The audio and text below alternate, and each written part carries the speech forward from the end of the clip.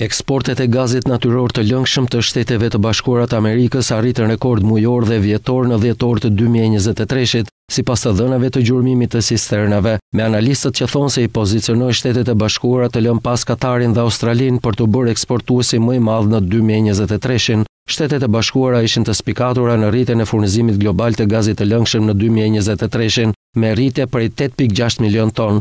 Katari ishte eksportuesi më i madh në 2022-shin dhe Australia e dytë më e madhe në atë vit. Prodhimi rekordi i Shteteve të Bashkuara u nxit nga dy faktorë: kthimi i Freeport LNG në shërbim të plot, duke shtuar 6 ton metrik, dhe prodhimi i plot i objektit Calcasieu Pass të Venture Global LNG, që shtoi 3 ton metrik më shumë se në 2022-shin. Eksportet e vitit të plot nga Shtetet e Bashkuara të Amerikës u rritën me 14.7% në 88.9 milion ton, të nxitura kryesisht nga kthimi në prodhimin e plot të fabrikës Freeport LNG. Europa mbeti destinacioni kryesor për eksportet e Shteteve të Bashkuara në dhjetor, me 5.43 ton, ose pak më shumë se 61%. Rënja nga muaj në muaj reflektoi temperaturat më të ngrohta se normale në Europë dhe nivelet të larta të ruajtjes. Depozita europiane e gazit ishte rreth 97% në fillim të dhjetorit. Azia ishte tregu i dytë më i madh i eksportit të gazit të lëngshëm të Shteteve të Bashkuara në dhjetor, duke marrë 2.29 milion ton metrik, ose 26.6% të eksporteve.